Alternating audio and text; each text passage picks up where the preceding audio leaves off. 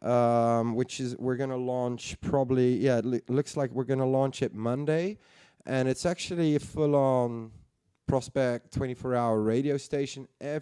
All the Prospect content's going to be on there, but it's also going to have like a lot of live shows, special shows, guest shows by artists, but also weird show like fun shows. Like I mean, I can already tell you I'm going to be hosting a show called Wine is Fine but Liquor's Quicker, where we're just going to seriously, not in an alcoholic way, but in a professional, grown-up way, test a lot of different liquors, and there's going to be artists going to do tutorials on it. There's going to be also... Is there a techno cooking show yet? Well, there's already one, so that's... Yeah. But trust me, there's going to be a lot TBC. Of shows. There's somebody sitting there who's definitely going to do one on the couch. And I'm not talking about a couch. No, I was almost going to say something wrong there. See, I'm not that guy anymore. Okay, anyway, but there's also going to be guest shows like by other labels on it, and there's going to be a lot of extras. So, like for instance, I mean, it's going to cost money, but not a lot of money. But you can subscribe to it. You can download the app from.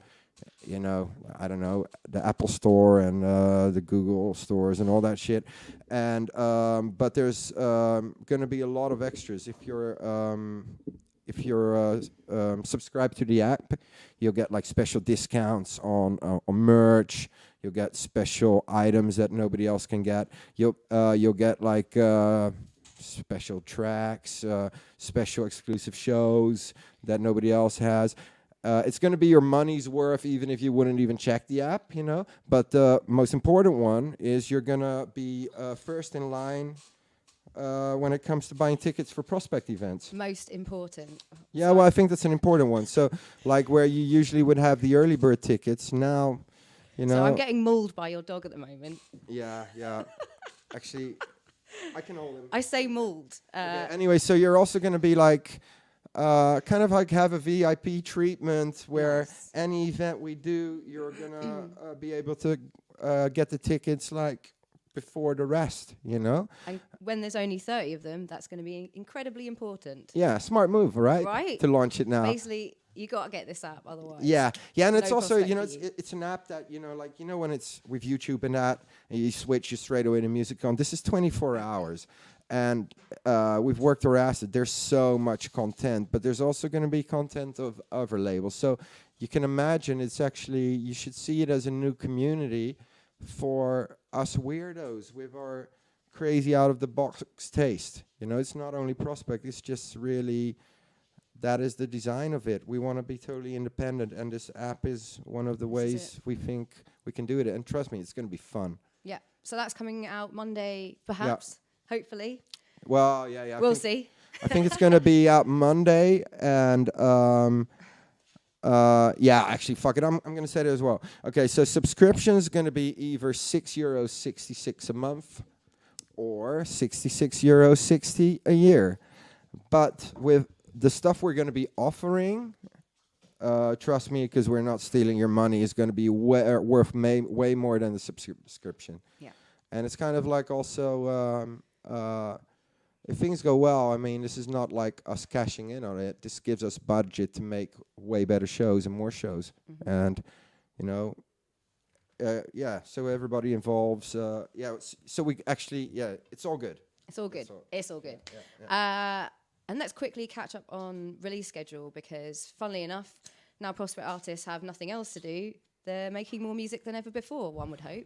So half of them are. The other half are not. All right, cool. This is where you weed out the real deal ones, Okay. Nah, I'm kidding. I'm not slagging anybody off. Well, I am, but nobody listening knows who I mean. But you know who I mean. Okay. Now, it was weird because it's a weird time. Like usually when I sign stuff, like everything Prospect really. I mean. Okay, it might look big, but really I'm a fucking amateur. I mean, I have no clue what I'm doing most of the time. It's all gut feeling based. You can't say that for 15 years and still I can. think everyone believes it. No, but it's true. I mean, like, it's not based on, okay, how do I explain? It's not based on, like, some I got like marketing numbers in there or whatever. Like release wise, definitely, it's all based on a gut feeling. I need to fucking love the music, and but it also needs to be able to work like certain genres.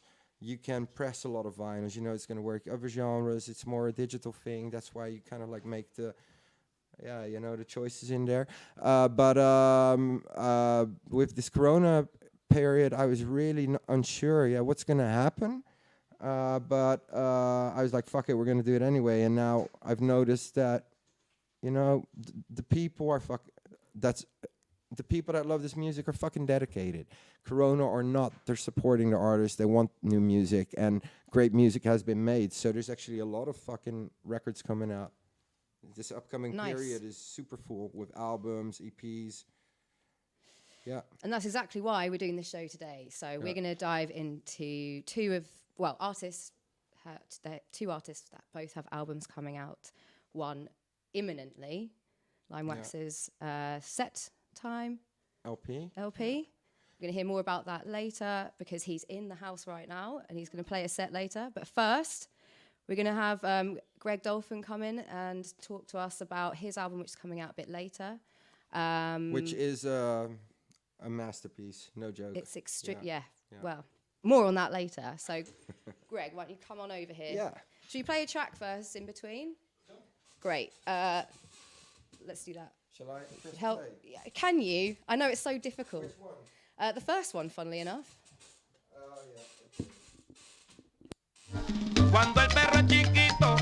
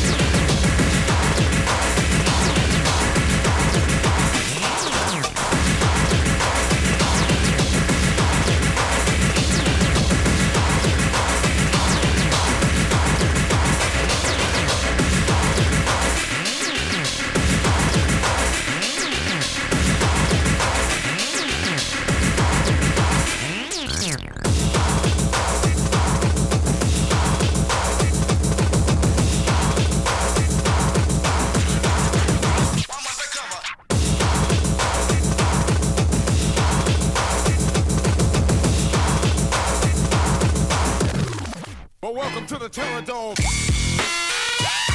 All weak motherfuckers get my wing a kiss. All weak motherfuckers, all weak motherfuckers, all weak motherfuckers get my wing a kiss.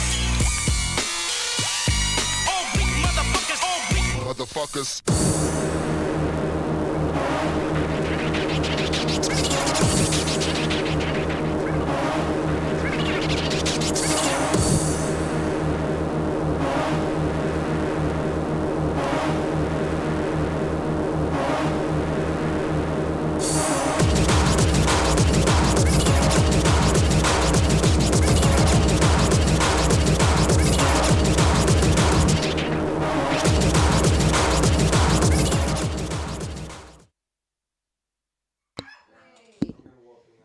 So that's the sound of Iggy, and mixed with Dolphin's first Death Chant tune, Weak Motherfuckers, released in 1998. Good year. Was indeed. Was indeed. So, Greg. Hi. Hi, how you doing? Good. Yeah, things are really good. You having a good quarantine? I'm having a fantastic quarantine, yeah. Brilliant. Yeah, life is really good. Great. Yeah, just filled it with... Got into mixing more, and like rather than kind of like spending so much time in the studio making tunes, just really enjoyed like just mixing for quite a while, which has been really, really nice. Excellent, excellent. But take us back to maybe some not so nice times growing up in North Wales. How was that? Yeah, that was... I think you have two kind of people, you know, the people that stay forever where they grow up, and then the people that can't wait to get out there. And, you know, much love to North Wales, but it's like, you know, I knew I wanted to live further afield and, you know, experience a bit more. But yeah, but it was a nice place to grow up, you know, kind of like, my family was very musical. So, you know, nice. kind of got a lot of musical influence and stuff, and that's kind of what, you know. Did they play instruments? Or? My whole mum's side of the family all kind of play instruments. They play in jazz bands and Amazing. All sorts of stuff. My mum plays piano every day and stuff like that. So wow. So you had to basically get into music. So when I think I was like 12 years old or something, it was like I had started having piano lessons, and then I did that for. It wasn't very long. It was a couple of months or something, and then my piano teacher got sent to jail. What? Sorry. Yeah. North Wales. Apparently he was stealing from the church or something. My my mum was like, "There's no way he's coming in this house again." So that was it for piano lessons. Fair enough. Yeah. Fair enough. And then what? You switched to electronic music, I guess. Yeah. So I'd always had a kind of interest in electronic music growing up and stuff, and like Brian Eno and Kraftwerk and Herbie Hancock and all that sort of stuff. Like, you know, both my parents were into listening to a lot of music. My dad was a big record collector, big music collector, so he'd give me all his music and stuff, and I just spend, you know, forever going through all these songs, take like set tapes from records, trying to find the songs I liked and things like that. And yeah, because he was into like kind of electronic-y side, like ELO and, you know, like I said, Eno and, you know, all that sort of stuff. That was the kind of stuff that I kind of got into, and I kind of gravitated towards that kind of more electronic sound, I think. Nice. That's what intrigued me, I think. And tell us about some doing deals in school to buy equipment. Deals of what exactly? So I wanted my own kind of like piano and stuff. So after my piano teacher got sent to jail, and I was kind of like had to learn. You know, I kind of like my mum taught me some stuff, and you know, but I wanted to learn myself. Yeah. And I can't remember. I think it was for Christmas or something. My mum got me a keyboard. I wanted an electronic keyboard, and I got a Yamaha DX11, and it was just made all these crazy weird noises, and I just loved it. Fell in love with it, you know. But then it was like, okay, what do I need? I need a drum machine now. So it's like, how, you know, I'm like whatever, 13, 14 years old. It's like, how do I get enough money to get like a drum machine? So I used to make a magazine. It was like a really like just bits of other magazines stuck together on a bit of paper. Then I'd go into school, use the photocopier when no one was looking, and photocopy all the pages, staple them together, and I'd have a really cheap, nasty magazine. That sounds sick. That I could sell. It was like an old kind of skate mag, you know. Okay, like yeah, in the nice. kind of late 80s, loads of people did stuff like that. Yeah. Or whatever. How much were you selling them for? It's just like £1 or whatever to people. £1 Yeah. back in the 80s. Yeah, That's yeah, a lot of money. Like $1 million now. Yeah. $1 million. $1 million European dollars. Right. How many magazines did you have to sell to get a drum machine? Well, probably about 200, I guess. But nice. But yeah, I got enough money together and eventually got myself a drum machine, and because I was like like a lot of kids in the 80s, everyone got into computers because that's what was, the first personal computers came out, and I had an Atari and that had a MIDI connector, and then so I could connect the computer to the keyboard to the drum machine, and I had Cubase, and this was like 86 I think when it first came out. I was like, okay, got Cubase, and it was all in black and white then. You didn't have it, wasn't any color on it or anything like that, and you could just like do basic MIDI stuff, but I could do weird drum loops with weird synth noises, and I was away, and that was it. Nice. Yeah. End of interview. No. Mic drop. Yeah. Okay, cool. So you're 14. You're making you're making these weird musics. Yeah. How do you then go to opening a record shop? So we're talking about Third Planet Records, which is now like seminal in terms of hardcore. But how did you go from being a teenager to? So I guess after school I had the choice of either going to university, I did my A-levels and stuff, and then it was either go to university or what else. And it was like what I wanted to do was do something for myself. I kind of wanted to open. Well, the idea was I wanted to work for myself. I didn't want to work for anybody else. I was kind of like a bit of a, fuck the system. I can do this myself. I'm gonna make my own way. And in the UK, there's this thing called the Prince's Youth Business Trust, which helps young people start businesses. And I was like, I don't know, 19, 20 years old. I think 19 when we started putting it together. And they helped us kind of get off the ground, write business plan, help raise finance and stuff like that. And it was like, okay, it was out of nowhere, it became a real thing. It was like, okay, we can actually do this. We can open a real dance music record shop. It's amazing. Yeah. So did they give you finances as well, or was it more just? Yeah. So they if I can remember it, they kind of like my family helped me raise money and stuff like that. And the guy I opened with, we kind of raised enough, and then the Prince's Youth Business Trust matched that, and then kind of like banks helped out and stuff. So we got enough together. To get a little record shop in Rhyl in little North Wales. Nice. Okay, so what was it like? Small, big? Where was it? It was small. There was probably as many records in there as there is in Gareth's record collection here. So it wasn't a lot.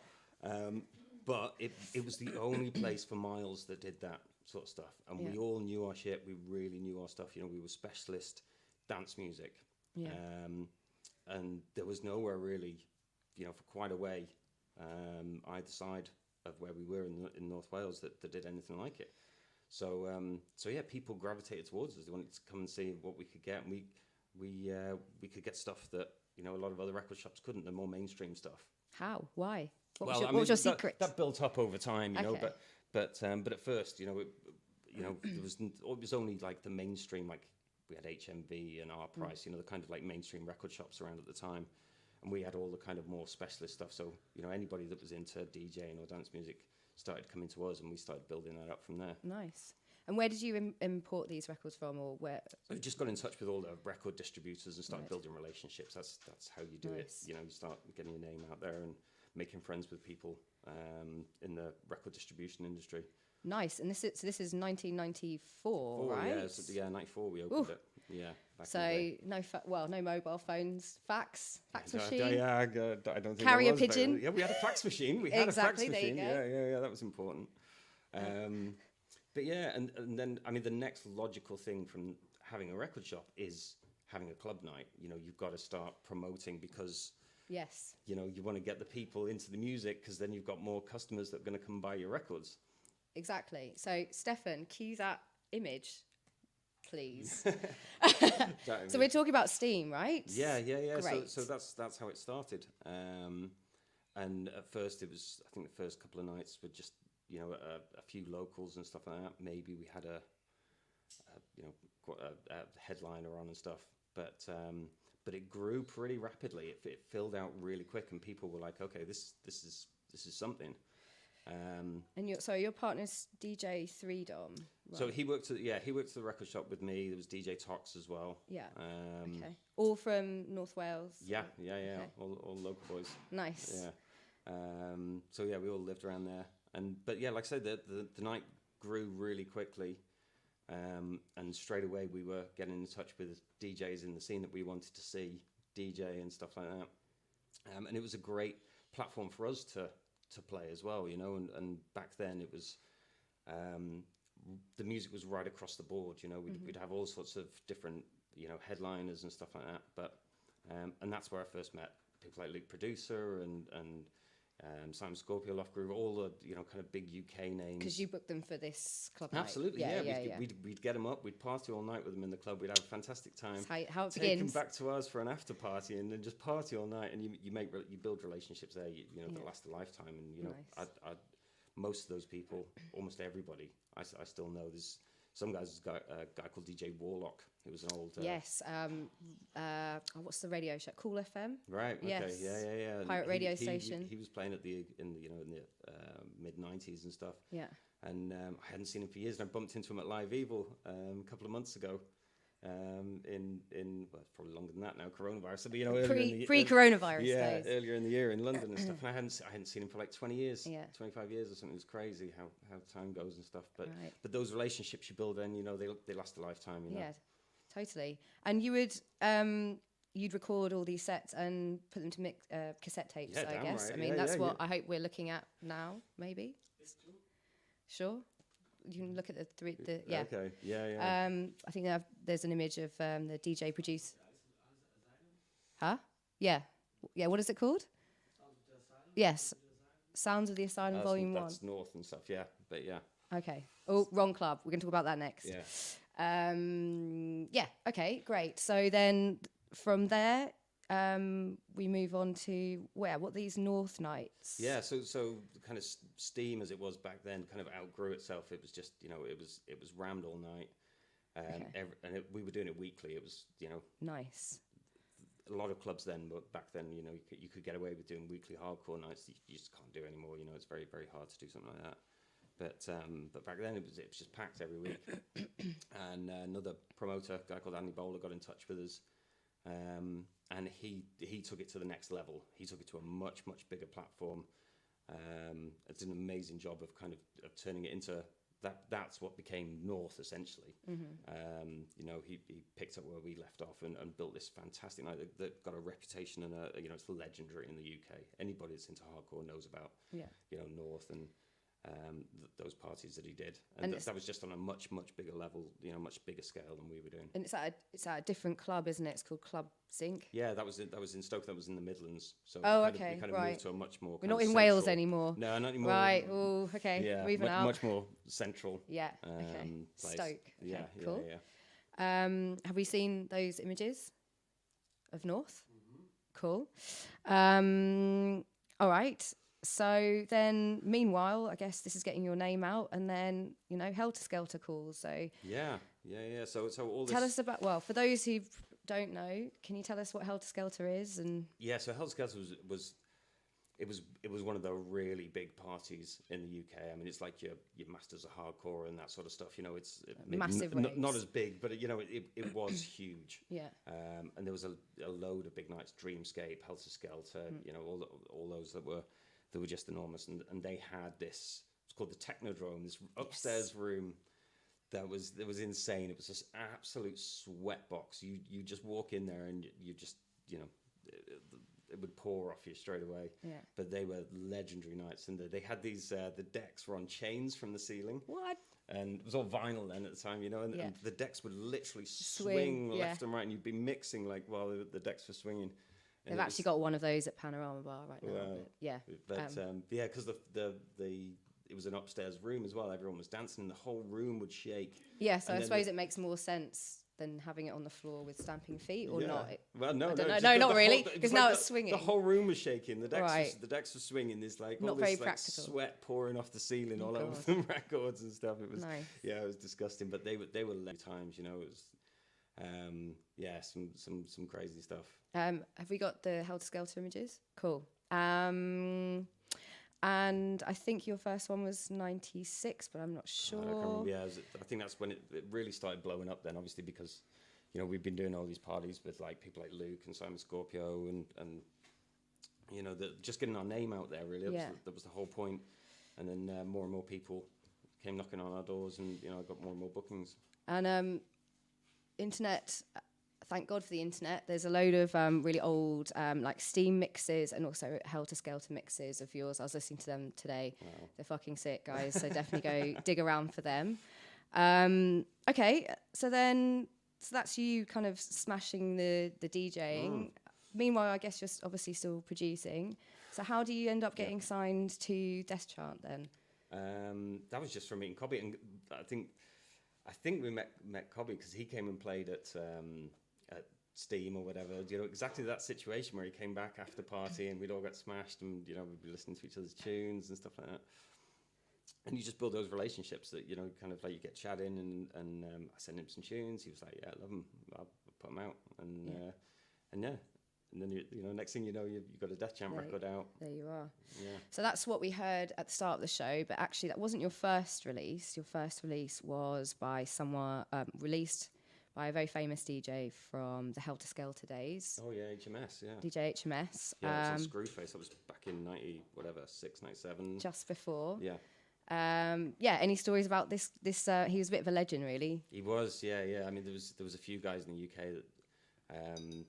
So HMS was one of them. Loft Groover was another, and Lofty still plays now and again. But yeah, then they were really kind of pushing the speedcore side of things. They were out at kind of 240 BPM when, you know, there wasn't a huge speedcore scene in the UK, but those guys really kind of pushed it out there. You know, it was kind of different to the whole UK hardcore kind of scene, which is more breakbeat influenced and stuff like that. And yeah, those guys were kind of pushing that real kind of, like, you know, faster stuff. And you know, we're talking like kind of mid-90s and that sort of stuff. So, yeah. In terms of sort of this stratification of the UK hardcore scene, was it very different, kind of in Wales versus in London versus, you know, the Midlands, from your perspective? No, it's not really where you are. It's because it's the network of people around you, you know. Right. And when you're in that scene, it's like you're going out all the time. You're meeting people. And, you know, the UK is quite a big place. You know, you travel sometimes 4 or 5 hours.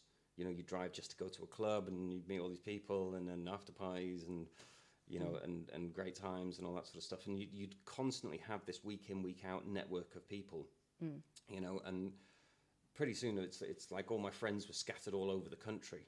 You know, it wasn't just a group of friends that were local. So it didn't really make that much difference, apart from, you know, it's a different world now where you've got instant messaging, you know, you can talk to people instantly and stuff. And no one travels more than 10 minutes to go to a party. You know, I'd be writing like, you know, Hellfish letters with like quills and stuff like that, and posting them by carrier pigeon and shit. You know, Dear Hellfish, but, I hope you're well. Yeah. Okay, I think it's time for another record. So we're going to play your second Death Chant track. This is a split with the Technoist. Yeah. The Glitch War Part 1. Was there a Part 2? No, we've never Brilliant. Never made a Part 2. Just the Glitch one day, War. Mike, we're going to do that one day. Yeah, you're listening, Mike. So this is disco shit.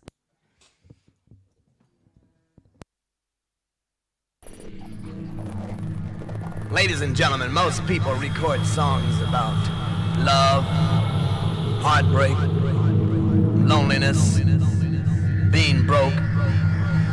Nobody's actually went out and recorded a song about real pain.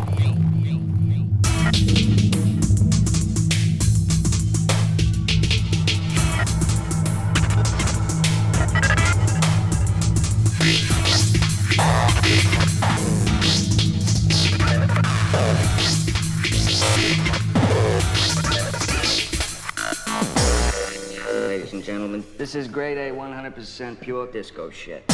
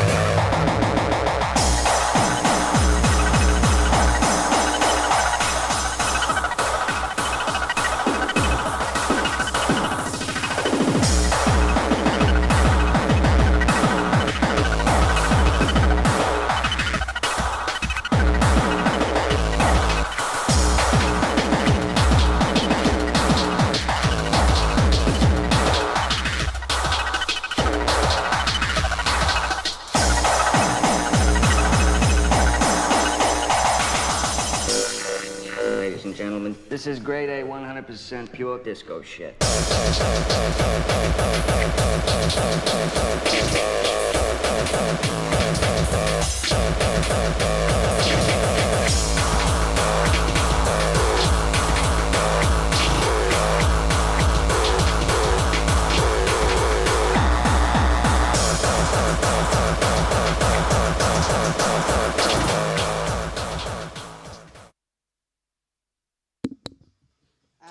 Disco shit. I wanted to ask about that sample, but Greg can't remember. So I can't fucking remember at all. everyone who's tuning in now, free dolphin hat.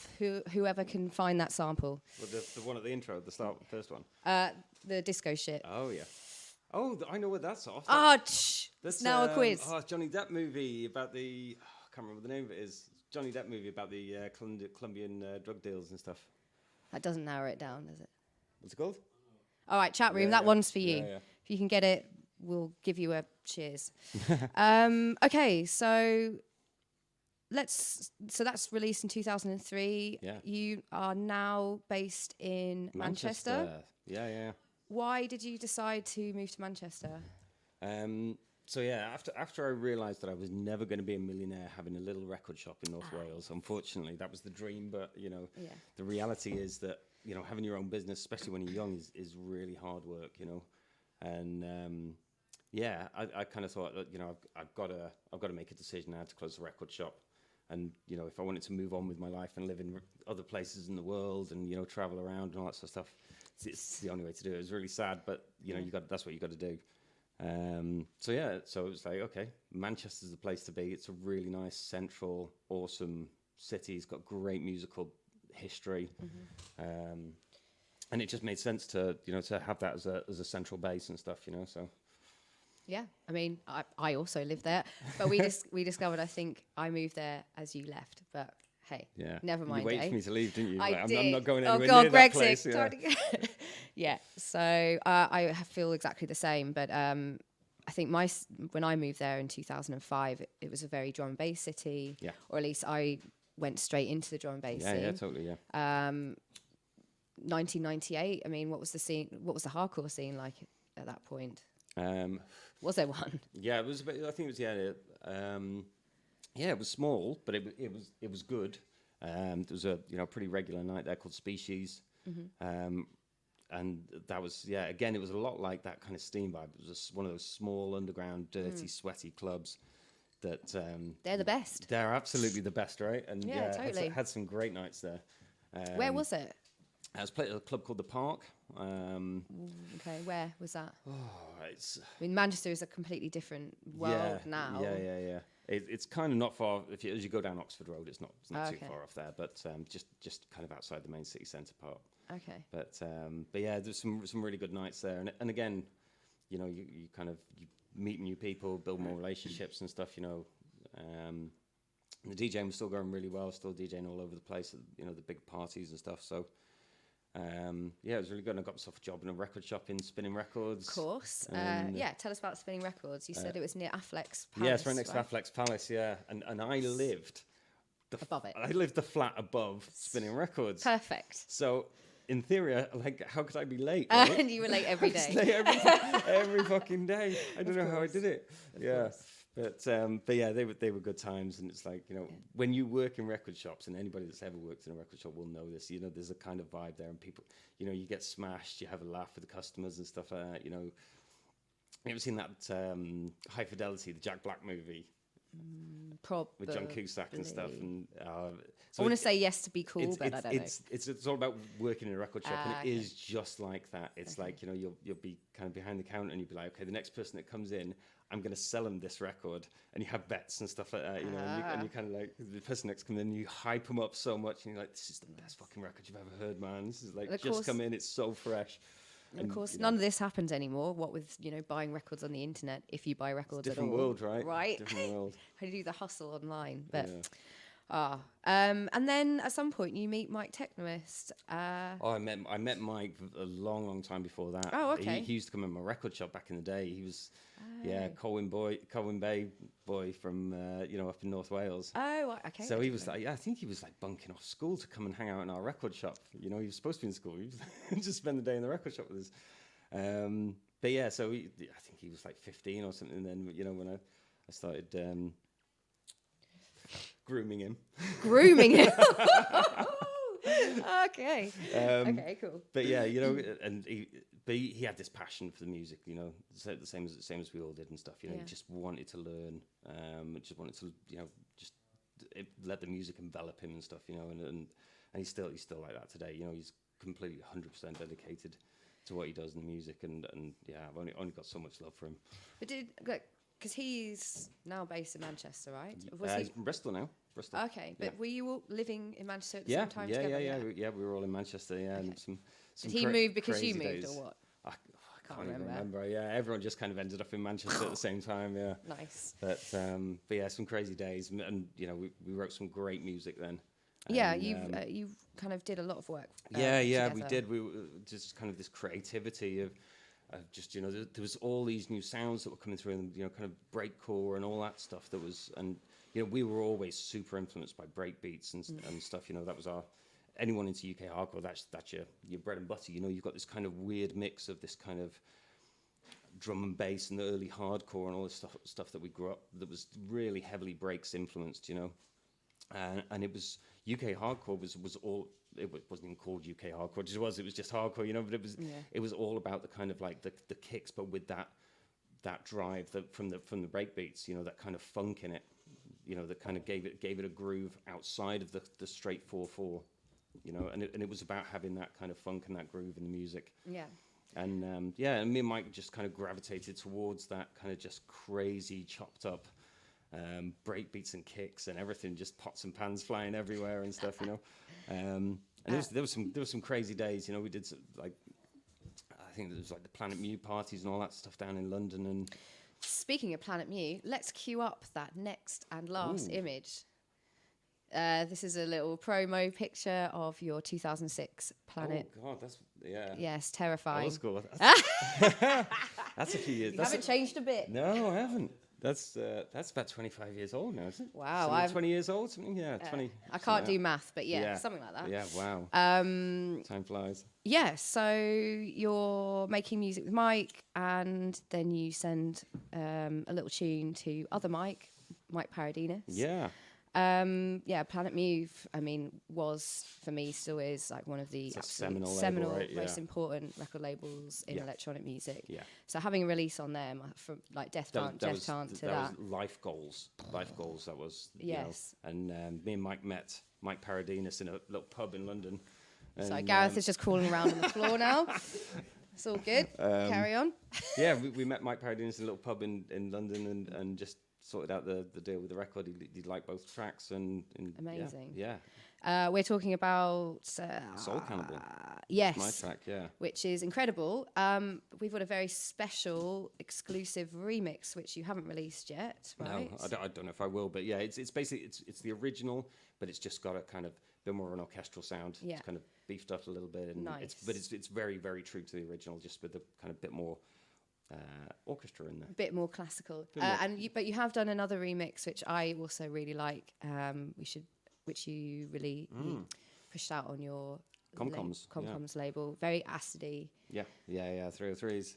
So check that out. But for now, the classical remix of Soul Cannibal. Hey.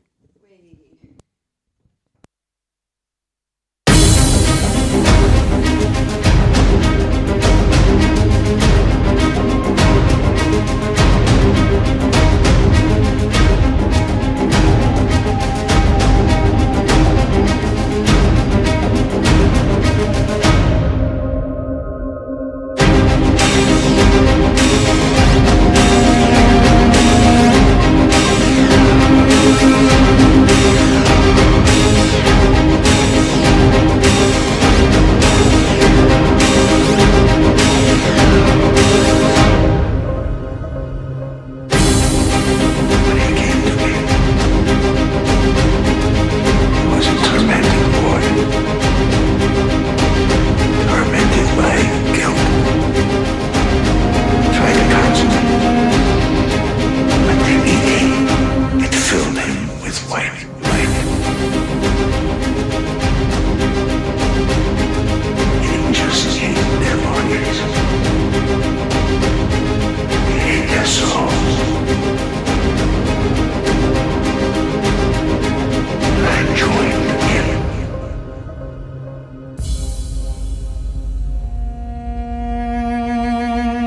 fearful, he swore to me that he felt the touch of God Almighty.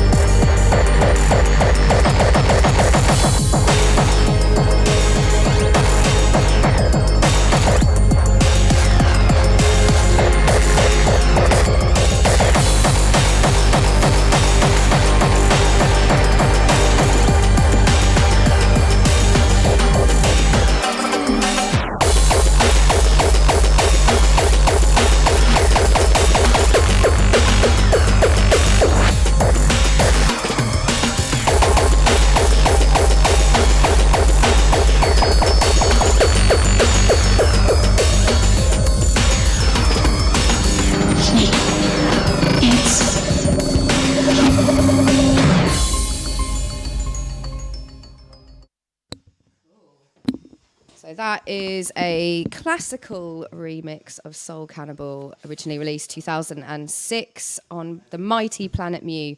But I just want to give a little bit of a shout out to Mike Technoist's label, which you didn't mention earlier. It's called Ninja Colombo. Indeed. You basically, the first, 4 releases you did together or something like that. Yeah, something like that. And it's sort of coming back soon, I think. Yeah, hopefully. Yeah. There's some new stuff in the pipeline.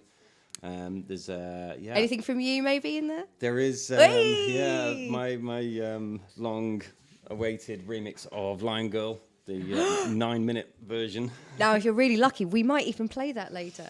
And 15 Boots. Mike's remixing Army of Zombies for me. Nice. One of my old tracks. So yeah, there's some really good stuff. Cool. All right, so keep an eye on that. And I think he's doing, like, if you go on the Ninja Colombo Bandcamp, you can get, like, all the releases at half price at the moment. I Boom. think so. Well, on every, Friday or something. Is it's it? like reverse Black But Friday. Go or buy some some. If shit. you haven't got them, Yeah, go get 'em. buy some Go get music, 'em. guys. Okay, cool. Next shout out. Happy belated birthday to Joe E.T. Yeah, happy birthday, Joe. Hey. You managed to get that live stream up and running in the end. Yeah, it was awesome. Really good. We're saying this because you've basically been part of Oblivion Underground for 15 plus years or something crazy. Because even though you don't look it, Yeah, I'm an old man. you're an old dude. Man, right? So tell us about hooking up with that and why it's been special for you. Yeah, I mean, oh wow. So, I mean, years ago the Oblivion parties were legendary. Where are they based? They were based in Leicester. Way back in the day. God, it's all about the Midlands, isn't it? Really? Yeah, it was. Because you want to be in the middle of everything, right? It makes sense, Midlands. Yeah. But yeah, such epic parties, so many great times. Nice. And great people as well, and almost all those people I still, the moment you see them, you just, you're best friends. Yeah. It's Joe's been always, a huge part of my life as well. And he's we done, love you, Joe. Yeah, we totally do. And we kind of, inspire and push each other. Same as all my close friends and stuff. We have this kind of, this push-pull thing, and you kind of drive each other with the stuff that you're doing, but Joe's made a huge contribution to the UK scene and beyond now. Yeah. The nights he's put on and stuff like that, and it's an absolutely fantastic contribution, I think. And fingers crossed, The next reunion's going to be in October Yeah, in and Manchester. that's going to be a beast Halloween. of a party. Yeah, right. I mean, Yeah. we're all basically going to be fancy dressed at that point anyway, wearing around with Yeah. masks and shit. Yeah, so, face masks. so I really hope that happens, but Yeah, we will see. Yeah, it's going to be fantastic. So the next track we're going to play is pretty special, just because it took you, 6 years to make, did you just say? God, well, yeah, well, it didn't. It's not 6 years of continual writing. But No, just sat there chipping away at a remix. So Luke put out Positive Outlook, and I loved that track, and it was like as soon as I heard it, I was like, oh, that's something I really want to just kind of, put my own stamp on as well. It's it's a hugely important track to me, and it took so long. It's just all these different versions of trying to come up with something, because it was there's some tracks that are the original is so good. It's like how do you put your own mark on that and take it to another level, And yeah, years and years of chipping away and trying different things, and developing the kind of my technical skills and production skills and stuff, and then eventually, and I think it was like 5 or 6 years later, it finally came together, and it was like, wow, that is it. Yeah. And it worked. It was it was like, I mean, Luke's track was amazing, but it was like Luke's track on steroids. It was like it Nice. destroyed. Wait, dance floors. producer tune on steroids. Maybe we shouldn't play it. And that's it. Just think what that must sound like. Yeah, but it's an honor to to remix one of Luke's tracks and stuff. Yeah. It's I mean, again, he's one of these guys you can't talk about enough. He's done so much for the scene. He's he's followed a similar journey to me. He's the same age as me, and we're both still here. And So where did you first meet? Steam, At Steam, yeah, it was. Yeah. We got him up to our club, And then basically at every other rave. yeah, and after you that. just you're just bumping into each other Yeah. all the time, and but yeah, I mean, it's an amazing track, and it was an honor to do a remix of it. I guess a good question at this point would be like, do you have a general approach when you're doing remixes, or I mean, hopefully you don't take 5 years or 6 years to do them all. no, but I'm a lot quicker now. what's the Yeah. do you what do you generally want to get out of when you do a remix, and like when you're making it? So yeah, I mean, it's you want to take the basic elements, the parts that resonate with you, that that you feel strongly about, and then put your own stamp on it. Make it sound like you. You want to kind of you're not trying to do a carbon copy of the original and stuff, and you want to take it somewhere else. Yeah, you also don't want to completely change it, right? And you need to have a kind of So semblance, essence of it. There's an old story. I remember an electronic band called Funkstrong. They used to be like real kind of awesome IDM guys, and they remixed Bon Jovi. Okay. Right, because they used to remix loads of pop bands who were really, really famous. Yeah. And they did this remix and played it to the story goes, they played it to the record studio or whatever, to the producers, and they were like, I can't hear it. I can't hear the original. And they chopped out these glitches of just basically made glitches out of these tiny little millisecond samples and turned it into their own little kind of Sounds sick. weird glitchy world thing, and it never got released. But Obviously. I'd love to hear it. But yeah, Yeah. you know what I mean. Yeah. It is kind of like putting your own stamp on a remix and stuff. Okay, so with that in mind, let's check this out. Awesome.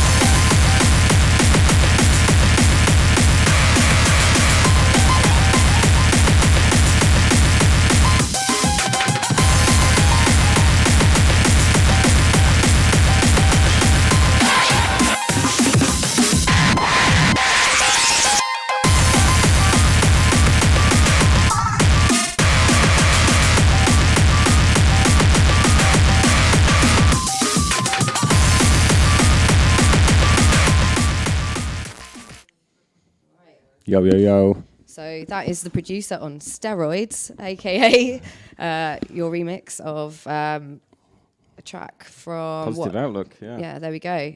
Release on a completely remix album, right? Yeah, for Third Movement, yeah.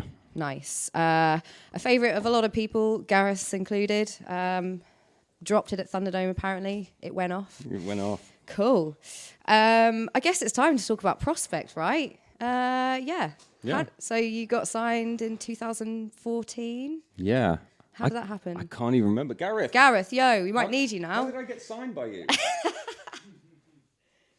It's about time, right? Come over here. Come over here. I can't even remember. Bring the dog. Let's see. Okay, how you got signed? Actually, I'm not sure if I know, because we've known each other for a long time. Remember, I mean, we know each other from the times that Fury and me used to do the digital assaults in Waterfront, and we did a bunch of like these Prospect digital assault parties around. So we've known each other since the Waterfront days. I think maybe even Nighttown. I'm not sure. Yeah, and I think we were talking, and especially when Extreme started, I was down with your shit. But I remember also, I think you sent me those tracks, but we talked about it before, about being interesting to do a release on Prospect, and then you sent me the tracks with Technoist, but I didn't ask for it. It was he sent them to me. And they're fucking bangers. But then the funny thing is, I wasn't sure about. I mean, your first release was Revolt. Remember? It wasn't even Extreme. Oh, was it? Yeah. I thought it was Black Gold. It was Black Gold. I thought Black Gold. Yeah, no, even crazier. So Black Gold is actually not even released on Revolt or Prospect. It's Oh yeah, you released it on the. it's released on Limited. So it's actually the drum and bass imprint. Yeah. Yeah. And here it What's is. wrong with you? What's wrong? Yeah, but that was because I'm not sure. Why was that? I don't know. You just did it. What you were like- happened? Same as always. You were like, fuck it, let's put it out. Yeah, but Limited, it yeah. made sense because I think it's like 180 or 170. Yeah, 180. Yeah, and because it's a very experimental track and it wasn't really a hardcore track, Yeah. Black Gold, I felt Limited started as the sub-label where we were doing like new talent. Yeah. But then gradually it became like a label where we kind of put stuff where I didn't really know where to go with it. And I think this one came out before Revolt even existed. Yeah. That's the reason. So that's why it was unlimited.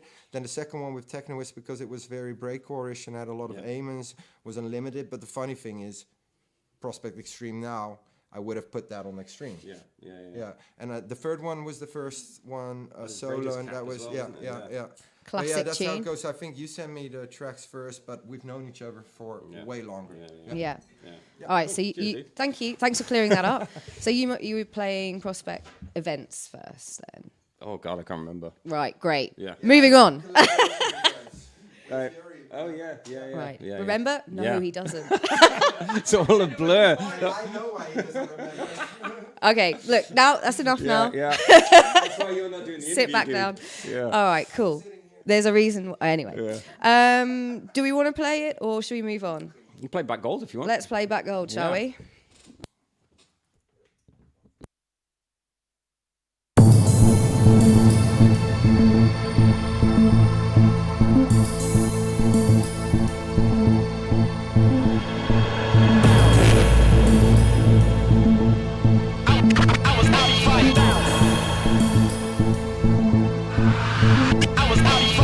Earth rumbling, deity humbling, UFOs are hovering, times are so troubling. Doctors started hustling, blood starts puddling. I'm shuddering, discovering they just started shuttling humans to the surface of Mars. Cops searching our cars to confiscate notebooks, verses and bars. Aquaman lungs, living worlds like Atlantis, cause we destroyed the whole planet with ecological damage. Helicopters patrol, doctors chop up our souls. When we go off, the soul off, we out of control. Now we're paranoid animals, a planet of apes, with nowhere to escape unless we launch into space. So I gathered all my old school Clue mixtape and started digging in the crates before we disintegrate. Then we guys fuck bitches, get money, not much else. I'm Audi 5 down before I pass the self.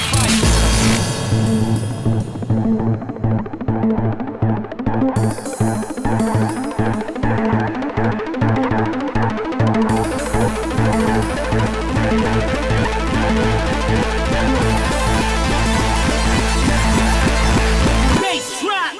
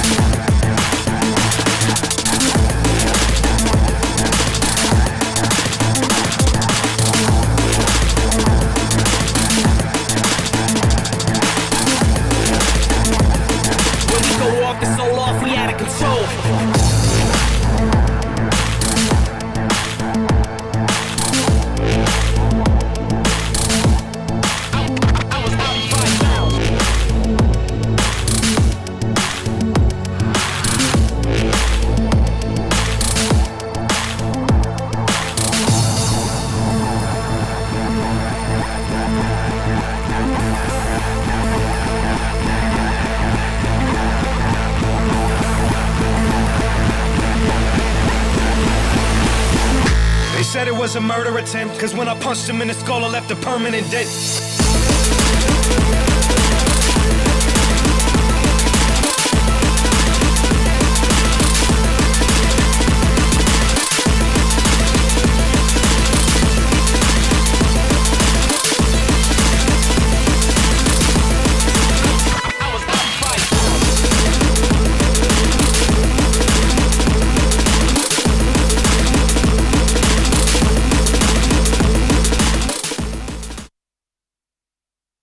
So that was your debut on Prospect.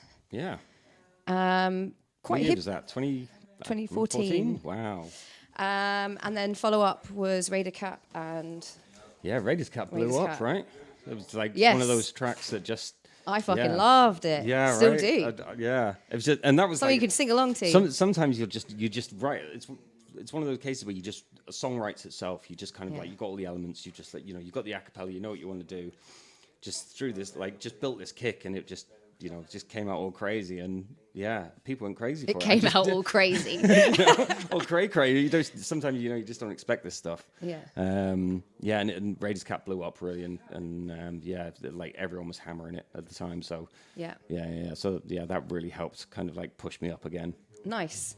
Now would be a good time to maybe talk a bit more deeply about your production process. You told Sure. me that you like writing a story Mm. with music. Sometimes you just throw out a banger, but it's always got to guess a kernel of something going on there. Yeah. So I come from the old school DJing, where it was like it used to be that your sets were stories, they were journeys. It sounds like cliche and stuff, but it's like you kind of like back in the day, the point was to take the crowd on this kind of journey, and it was not just the individual set, it was the whole night. You'd kind of like with Steam and stuff like that, we'd plan a night so they'd kind of like take you somewhere. You'd kind of like build up and it'd ebb and flow and stuff. It'd go through these things, and that's how my production always was. It was like you kind of what story you're telling, what's the theme, and that. And I think when you write a song, that's the first thing that I think about. It's not like, okay, let's make a nice kick loop here. Yeah. It's about what am I trying to say? What's the point of this song? And it could be just like, okay, I'm going to make dance floor, damage. That's the point. I'm just going to make something that just tries to rock a dance floor. And there's other times where you want to do more with it. You want to kind of express something, or you kind of you're feeling something and you want to get that out.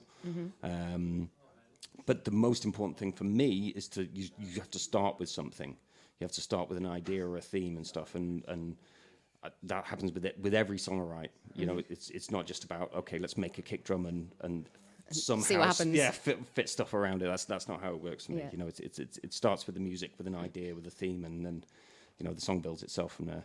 And you're a big fan of the samples. I think most of your tracks. So again, it's that old school thing. You look at look at like Cobby and Luke and stuff like that. We grew up on samples. We grew up on like Public Enemy and Wu-Tang and and all these guys that were just like, it was all about the samples. It was crate digging. It was like finding these awesome little samples that would make a tune. And it's the basis of hip hop is that kind of is the sample. And that's UK hardcore was and dance music was all about finding the samples and stuff, and sampling the breaks, sampling the hip hop, sampling acapellas, everything you could get your hands on, you would sample. You sample a shit out of. Or in your case, films. and films as well. Yeah. That's the other big one. Yeah. Sample a shit out of it, stick it in your Akai, Yeah. and then you play loop it in a way, Yeah. and that's where you go. What do you think samples kind of adds to a track, or what? Yeah, so it's interesting. I mean, it's if you're trying to tell a story, sometimes the right sample from a film or a vocal sample and stuff can punctuate what it is you're trying to say. It's the voice. It's your voice. It's that thing that you want to say, but your voice is usually too shit to stick on a record. so you sample that says it. You sample someone that says it really well. Yeah. That's the whole point. It has that emotion. It has that sound that you want that kind of accentuates the rest of the music. It complements it. And then for us, there's the fun of, where's that sample from? Really? Yeah. That'll give me something to do for 5 minutes. Yeah. Okay, great. And then you know, a long time passes, and then in 2018, finally, your debut album comes out. Yeah. So Why did it take so long? This is what people always ask me. It's like, you know, The million-dollar question. Yeah. So, you know, I never really felt ready, and I don't think I even felt ready when I was, you know, when Gareth asked me to do the album. But that's what made me want to do it anyway. When he kind of said, "Okay, when you know, do an album," I was like, "Okay." I've kind of been procrastinating on it forever. Mm-hmm. But then suddenly I had a mission. It was like, okay, I'm going to do this now. I'm going to lock down.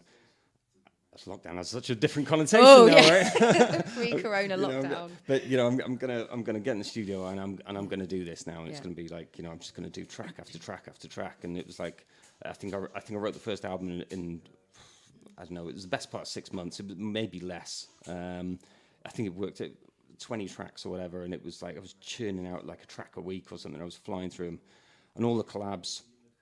All with UK guys. Mm-hmm. You know, that's what I wanted it to be. I wanted a representation of the UK sound in Europe, you know. Mm-hmm. You know, what it is now. And all the collabs just went so well, you know, with Cobby, with Luke, with Fury and everyone. It was just like they, Yeah. you know, within like a couple of weeks they were done. It was like ping, ping, ping, ping, ping, you know, track done. They just bounced so quick. It was awesome. Because these are all people that you've known for many years, and it just sort of made sense. Yeah, we know each other's music. You know, we know each other's styles. We know what works for each other. So when you say collaboration, so you kind of, it's a back and forth. Yeah, so not in it's- real yeah, life kind of so because it was my album, I kind of wrote the initial part, the kind of like the idea, what it was, you know, how it would grow out from there, and then pinged it over to, you know, different people, and they did their part, sent it back, you know, and I like to do that a few times. It's there's only one time where I've done a collaboration where someone sent me something, I did my bit on it, sent it them back, expecting them to send it back, and they finished it off, and I was like, what the fuck? Yeah, but that track still turned out really well as well. So Okay, cool. Guess which one it is? yeah. No. Okay, but why did you want to have these collaborations? Were you maybe scared to just put your name onto something? Or No, not at all. It's because it was a unique opportunity to kind of do something. I mean, I've done collabs with Fish before. I'd never done one with Luke Producer. Amazingly, I don't know how that had happened. We never got around to doing a collab, but yeah, it was, you know, I already had, it was a big album. It was triple vinyl, 17, 18 tracks or whatever it was, 19. I can't remember with the bonus tracks. It was a lot of tracks. lot of tracks. So why not? You know, Yeah, why yeah. not kind of, you know, and these are the people whose music I love, and, you know, and like I say, I wanted to do all with UK guys. Yeah. But yeah, it all worked out perfectly. Nice. It's like, couldn't be happy with how they turned out. And the album is called Information Asymmetry. Because. Oof. What does it mean? Yeah, so again, with albums, I think it's even more important to have a theme and a concept and like a kind of story. It's like, I'm never going to put out like a 10-track album of just like, Bangers. you know, yeah. It's not going to happen. You know, the kind of the dance floor stuff is the EPs. That's really what that's about. Mm-hmm. The album, you know, awesome if it gets played, you know, in clubs and stuff. But that's not what it's about. It's about, an album is like a kind of a stamp, a point. This is who I am right now. You know, this is kind of like this at this point in my life. This is where I'm at with my production, with my how I feel about the world. You know, my kind of how I feel about myself. And again, an album is a journey. It's a story. It's a full set type thing. You know, and you get the chance to kind of, you know, take it in all sorts of different directions. It's like I say, the last thing that it's about for me is just banging out a load of, you know, kind of cut and paste tracks. I'm now understanding why it took so long for you to do it. Well, No you know, pressure. Yeah, and the pressure to put on myself. Yeah, is like, You're going totally. to do something, you've got to do it proper. And Yeah, it's got to be absolutely. a statement, you know. Yeah. But yeah, the first album is all about, you know, the concept is about identity and authenticity. It's about, you know, kind of like expressing who you are, you know, and not being scared, not trying to sound like other people, not trying to be like other people, saying this is who I am. Nice. You know, it's yeah, and it was a kind of, for me, it was a kind of personal statement. Of course. Well, I'd assume every track that you make has got a level Absolutely. of personal. Yeah, very much. And it's got a really, really amazing for me, especially as a writer, a really amazing intro with a poet. Yeah, Anthony Anaxagaru. So Yeah. he's London poet. And the moment I heard his voice, like I knew I kind of wanted to do something spoken word as a kind of intro, but the moment I heard his voice, I was like, wow, he sounded like a grime rapper. You know, he's got that kind of real kind of London dirty drawl in his voice, but he's so clever and he's so articulate. And what hit me, and very much like the guy I collaborated with that did the artwork, was that there's this dichotomy, like the kind of polarization between, he says these beautiful things and the poetry's beautiful, but there's some really hard, dark stuff in there, you know. And that's what I try and do with, you know, some of my music is that it's, you know, it's powerful and it's hard and it's, you know, if you play someone who's never listened to hardcore, they'd be like, "Fuck, that's heavy," Yeah. you know. Compared to a lot of the guys, I'm not that, you know, I'm not that full on, but with it is an element of kind of emotion of, you know, hopefully beauty, or you know, you can feel something in there. You know, it kind of, the idea is that it pulls a little bit. You know, Right. you kind of feel it. And that's the thing that really kind of clicked with Anthony, is that he had that in his poetry. It was like that kind of, it's really beautiful. It's really, you know, intelligent. It's well put together, but it's fucking dark as well. You know, there's kind of a real dark side to it. Let's listen to it. Sure, go for it.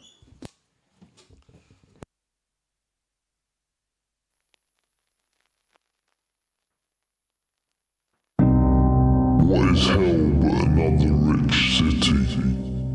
Each way begs to enter, but the only exit belongs to the muddy ground.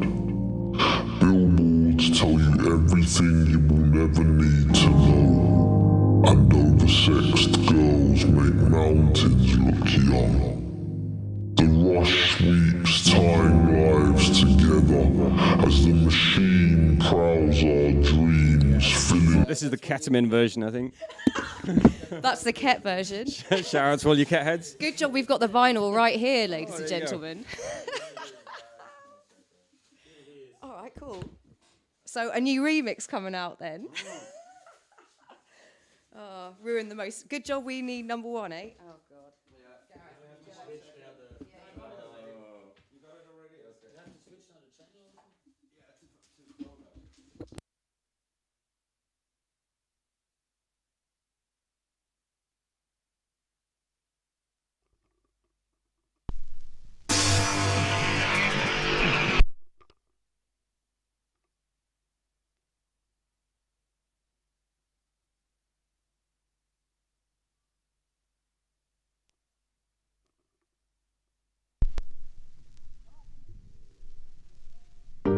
What is hell but another rich city?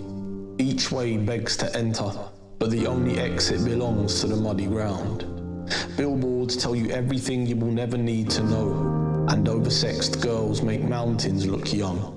The rush sweeps tying lives together as the machine prowls our dreams, filling them with immortal batteries. It's hard on the eyes, a carnival of pregnant sorrow. The consumer is the consumed as the poet's pen moves to dead drum rhythms. Sour tunnels of light turning to melt over graffiti walls. We're all stuck in a London signature, living with these hyper sirens in a culture that yells take, but never return. See how the sky looks down on us. The earth jolts with cocaine at its feet. Its skeleton, a branded rifle. Its pedagogue bleeding ideas into the future's ill-framed humanity. A concept debatable. A concept debatable. There are babies with crayon hearts making weapons from weeping flowers. There are babies that will be dead by the time this poem ends, because every struggle is a repeating sentence that murdered its full stop. I would pray that heaven blew itself up in its last war. I would fight, but the real enemy is never seen. Turn away from these towers and fumes, from this year's rhetoric, and leave it all to dance inside its flame. All things make rust eventually, as the tender good die unwritten. So long, these are the last days. As never before has there been a more violent group of man. The flags are all wounded, the borders rivers lay spineless, leaving the greatest famine to exist inside the disaster of corrupt hearts. Love me beyond an ending. She told me I was kicking stones in my head again. She told me I bring the distance too close. So take me to where fairy tales are woven on beaches, where waves can die happy in the sand and your pen doesn't move anymore. Take me to where I can see it all from the eyes of a genius, from the eyes of a child. And on exit, leave the world to make trophies from its despair. So close the door, because here you're safe. Here, the writing's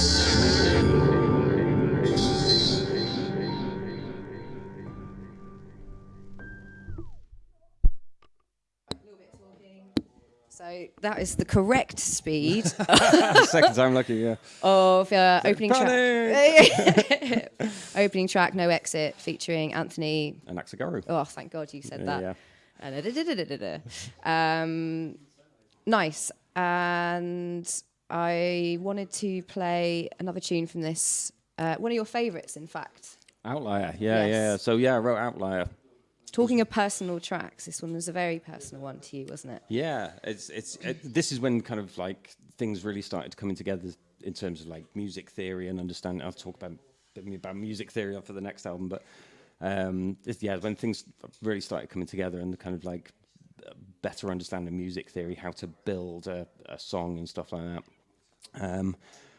And yeah, years ago it was all, like I say, it was all about samples, and now it's much less about samples. It's like, where years ago I would sample an orchestra, now I bloody write the thing. Wait. Well, you know what I mean? Yeah. But, you know, I'll build all the strings out, I'll build the violins and the cellos, and, you know, it's still with, you know, VSTs, I'm not playing the things, but, you know, it's kind of like, I understand music so much better now. Well, one would hope after 20 years. Yeah. Well, I mean, after Information Asymmetry, I took music theory lessons for a year, and some piano lessons, music theory and stuff like that. I was like, okay, how do I up my game now? You know, and how you do that is you learn more. You know, you kind of like, you just fill yourself with more knowledge. And that really helped understanding how music really works. And I had a fantastic teacher. And the first time I went there, and he was like, okay, so play me something you like. And I played him some Nils Fromm tracks. I was like, this is the kind of like vibe I want to be on. And I played him one of the, I can't remember which song it was, Hammers or something, I can't remember. But I played him Nils Fromm track, and he stopped it. He sat at the piano and he played it back to me first time without, and I was like, you fucking what? I was like, okay, you'll do. You obviously Wow. you're pretty good. Yeah. So yeah, he taught me so much, and it was just, we used to break down songs like classical songs and all sorts of stuff, and then kind of understand how it was made, the components, and when you kind of break things apart, like deconstruct them, and kind of understand their basic elements, what actually builds these songs and how do they grow and stuff like that. It kind of takes you to a whole nother level of kind of thinking, okay, I can apply this to what I do now, and that's the whole creativity cycle, you know, of kind of like, you know, you learn new stuff, you process it with how you think or produce or whatever, and you know, you kind of create this new thing that's like you plus this extra stuff, and that's the whole creativity cycle. You know, you keep going round and round and hopefully getting better and better.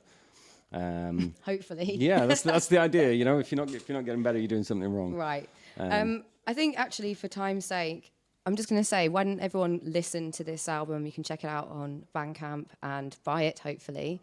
Because I think we should now talk about the one coming up. Sure. Yeah. Kind of why we're here. Yeah. You've got the follow-up coming out September the 20th. No, the September. Don't know what date yet. I don't know what date is coming out. but- September okay. this year. Wow. All right. Awesome. Maybe September the 20th. Okay. I have no idea when it's coming out. That's September. Yeah. It's called Ebbs and Flows. Ebbs and Flows. Yeah. When did you start writing this? Was it another really intense period of making music? Yeah, it took a bit longer. This was after Information Asymmetry. Like I said, it was like, okay, how do I take this up another level now? And yeah, did you know, took some music theory classes, piano lessons and stuff like that, and I was like, okay, I'm gonna sit down. I'm gonna write a song that is better than anything I've ever done, and you know.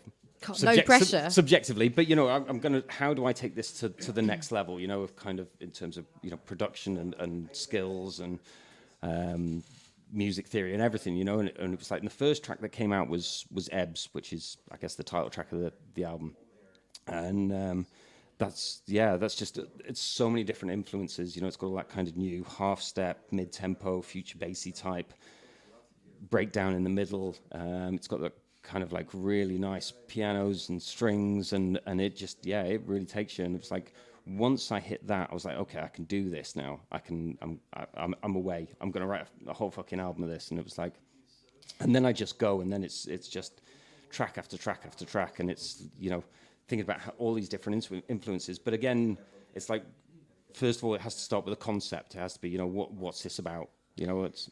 And this is a very special one, so it's going to be a triple vinyl in 3 chapters. Yeah, so it's the idea is that it's what in art they call it a triptych. Yes, it's like I remember that. Three different pieces, and they're kind of different pieces.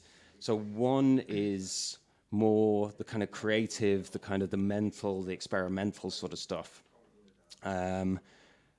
It kind of represents, I suppose, the thoughtfulness, knowledge, the mind, or whatever you want to call it, the kind of that side of stuff. Mm-hmm.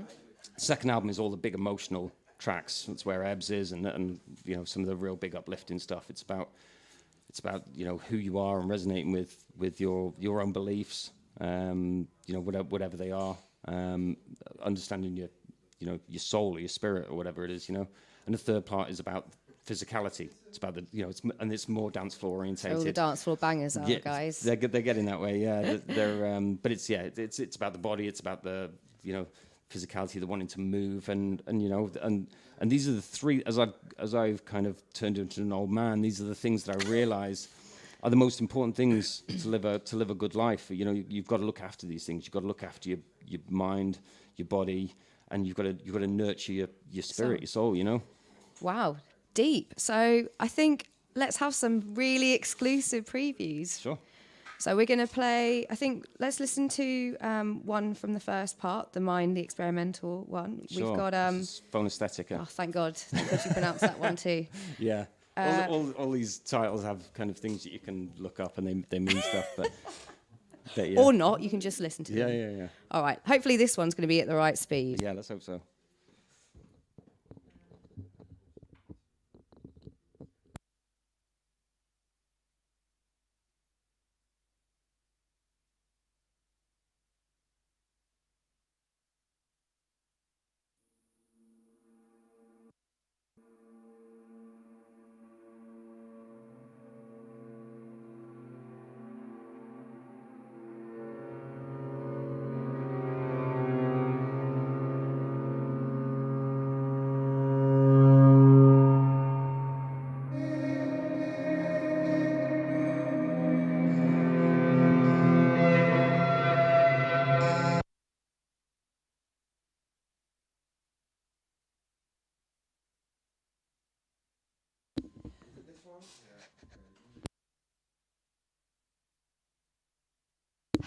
Oh, look, it's at the wrong speed again. So basically, Rekordbox can't handle emotional hardcore. That's fine. When it's played by this emotional dude. Right. All right. Maybe, Greg, you can come back and we can talk a bit more about the album whilst we are getting the previews ready. So, yeah. Do we have any artwork for this? Yes, we do, absolutely. Yeah. Is it already in the pipe? Or? Yeah. So. Okay, yeah. Who's the artist? So I worked with Bo from Designificance, Bo and Peter fame. Did they get married? Yes, congratulations! Guys. Like today or something, wow, right? Honestly. Or yesterday. Wow. I saw the post. That's amazing. How'd you get married in lockdown? You just do it, I guess. Well, fair enough. Oh. Almost half of marriages break up these days. Oh God, Gareth. We've got like the wedding pics with face masks on and stuff. Phonostatica, right? 1 second. Yes, please. Yeah. Yes, Yeah, please. okay, Let's do it. He can drop a track.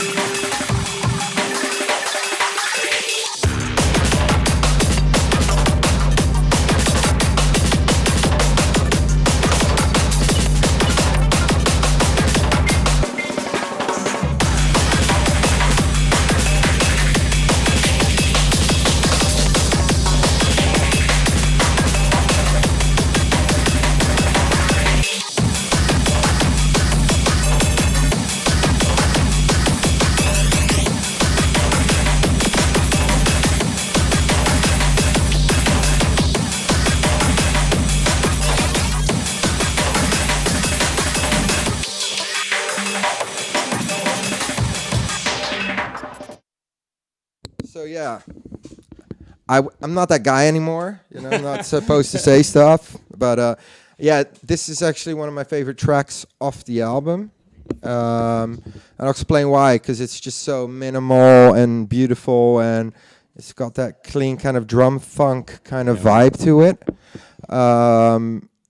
Yeah, we're gonna get into that. So yeah, it's in a way, this was a concept album. I was just telling them that we're missing out on that part. It's 3 chapters. Yeah, you already spoke about that. You weren't Yeah. sure what to do with it, right? So I'm gonna spill the beans here. We actually stole the idea. Well, I stole it, but I steal a lot of ideas. But you know, beter goed gepikt dan slecht verzonnen, we say. There's this Tom Waits album that I really love, and it was a 3-piece vinyl or a 3 CDs box, whatever, and it was like 3 chapters, and it had Ballers, Brawlers, and Bastards on it, and it was literally that. It was one was like just his most experimental stuff. One was just like really stomping, kind of like swamp rock and roll, and one was just like really laid back. And I was like, let's do that. Make it a 3-chapter thing, 3 different emotions, 3 different versions of you.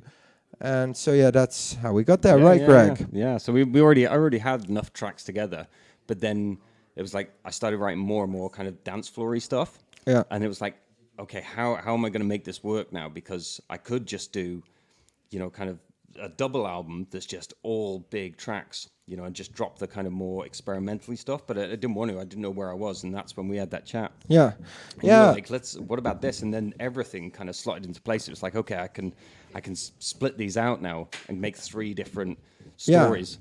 Yeah, and it worked, man. I mean, like, I'm not saying this because he's sitting here and he's gorgeous, but I think it's a fucking work of art. And I told Greg this many times, like, it's what we need in the scene at the moment, you know, like, it's what sometimes gets forgotten is that it's fucking music, man. It's like artists put their heart and souls in something, and it's not only about the rave. The rave is just a small part of it, and that's what we're trying to do with Prospect now. Anyway, like with every.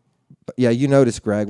I'm telling everybody, just fucking let your freak out. Go as crazy as you want. Because you really only need a few, like, dance floor hits. And the rest, let's make a story. Let's make an album that you can play from A to Z like the artist intended. And, like, go on this fucking journey with him. And I think this Ebbs and Flows album is exactly that. Yeah. I mean, I'm super proud to release this on Prospect, and I think you fucking killed it. And I'm even going to go further and say, for me, this is kind of like, I know people will be offended, but it's for me, it's almost like a fucking the Aphex of UK hardcore. Sorry. Sorry, not sorry, but but you understand what I mean. Guys, right? Well, that's it. Okay. Yeah. Let's play Ebbs. Let's play Ebbs. Okay, here we go. Ebbs. Oh shit, this is your stage. Wait. This is my stage. Okay, you guys ready?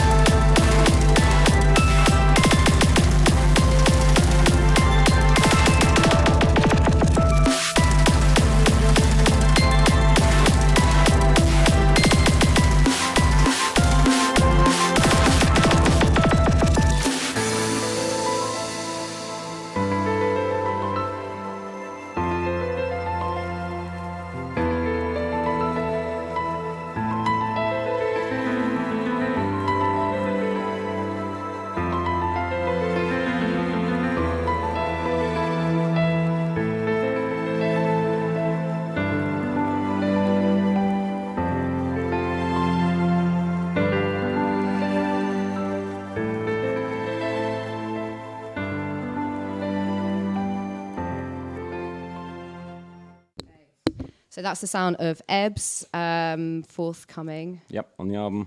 the starting point of the album. Yeah.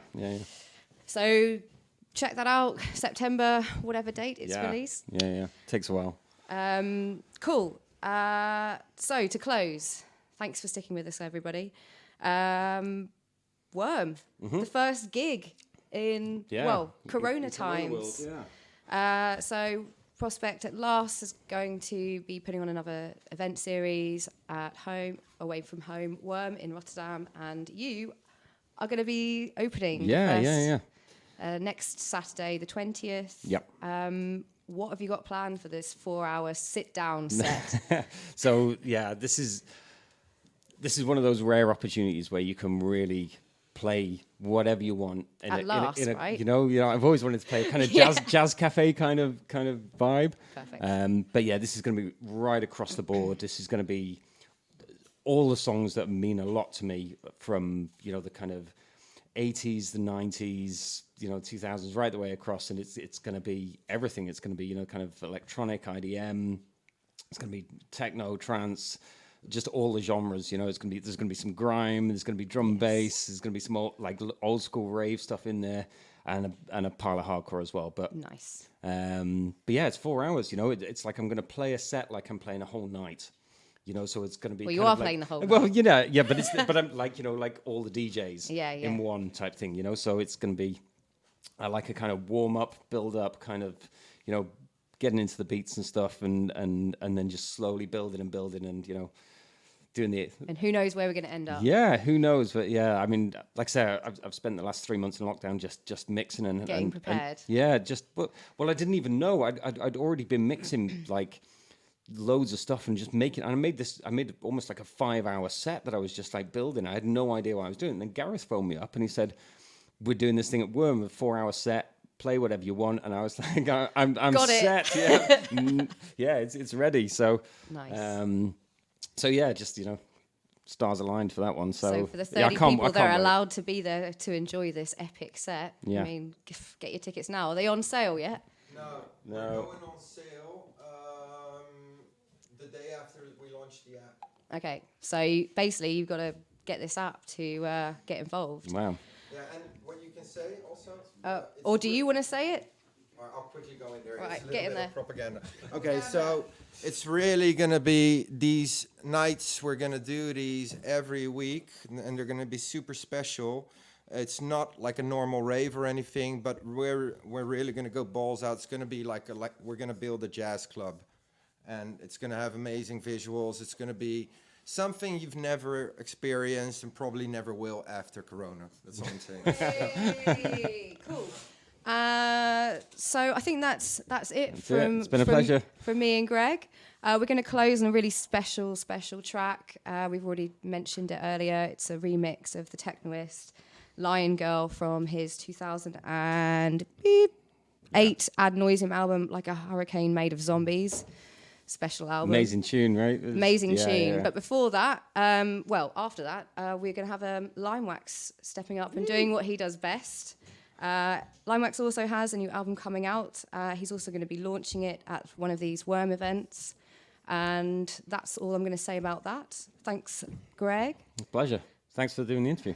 And, Anytime. yeah, this 9-minute remix of Lion Girl. Let's do it. All right. 9 hour, 9 9 minutes. hour non-stop. You decide. Okay, cool. We're out.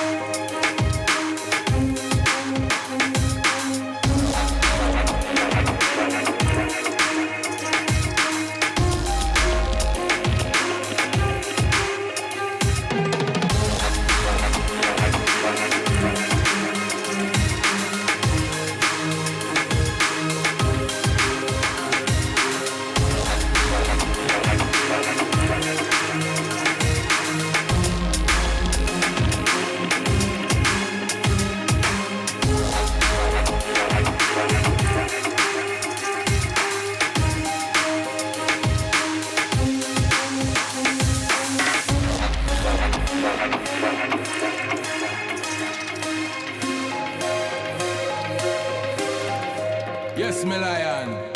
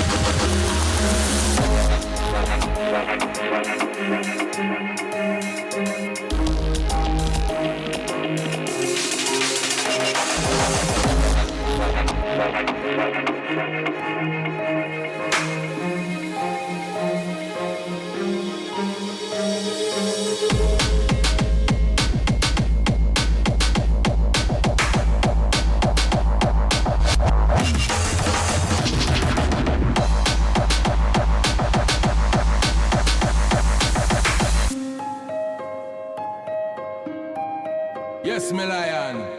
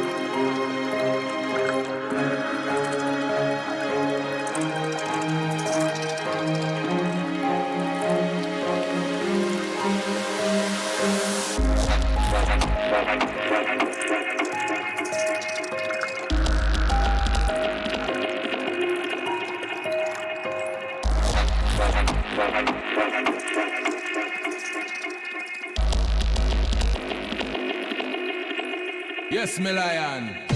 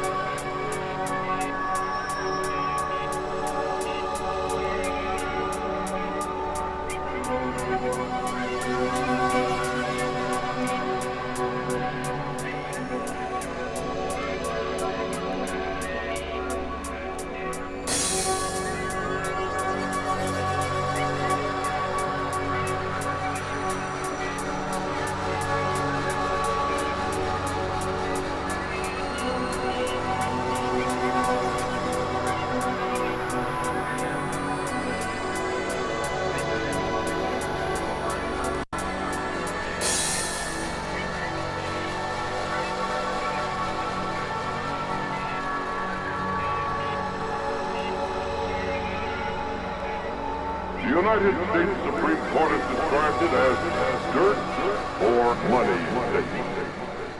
We describe it as dirt or dirt state.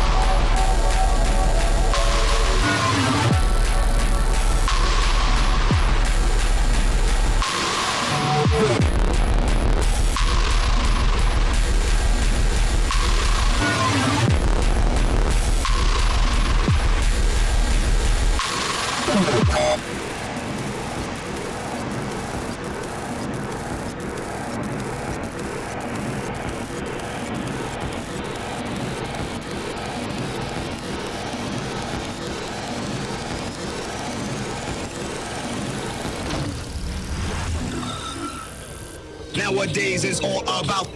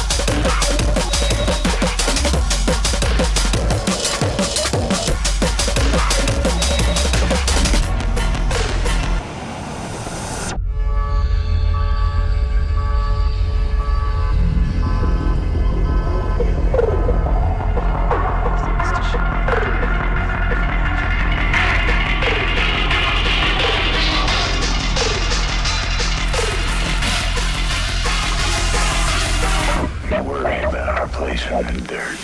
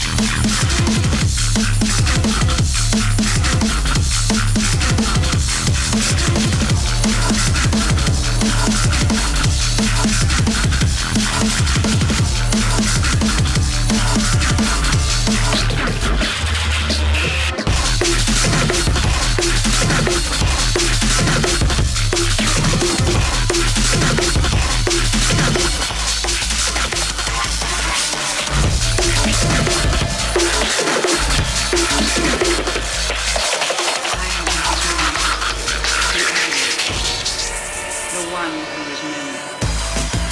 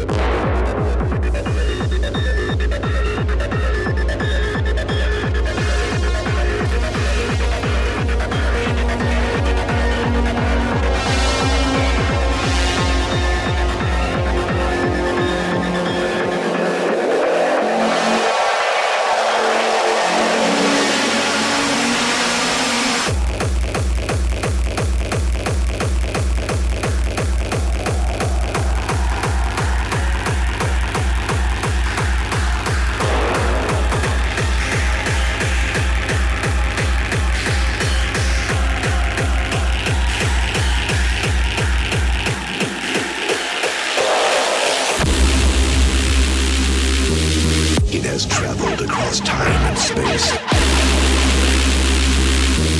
An energy force unlike any.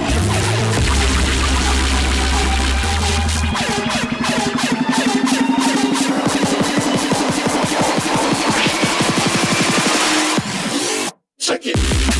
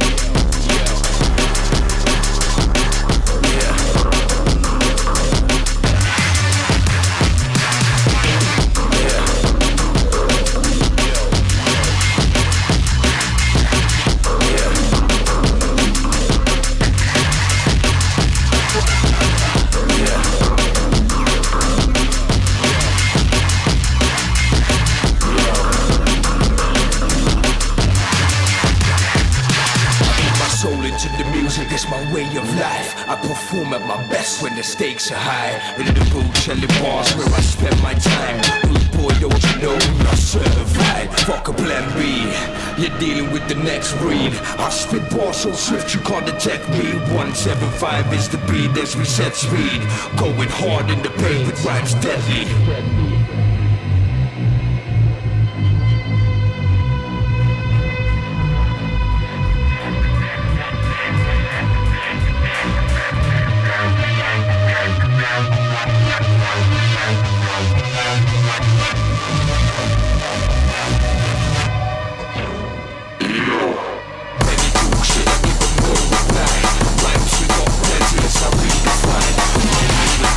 It's a state of mind.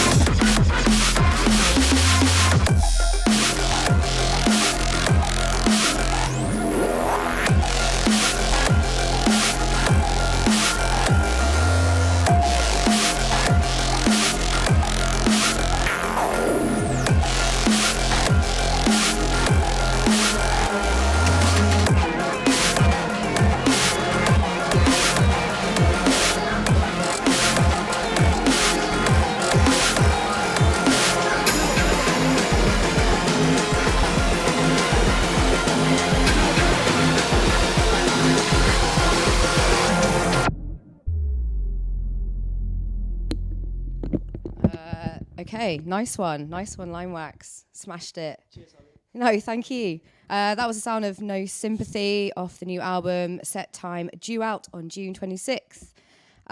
You're also going to be playing the next day at Worm. So all you 30 people, first come, first serve, enjoy. That was Prospect Radio number 81. See you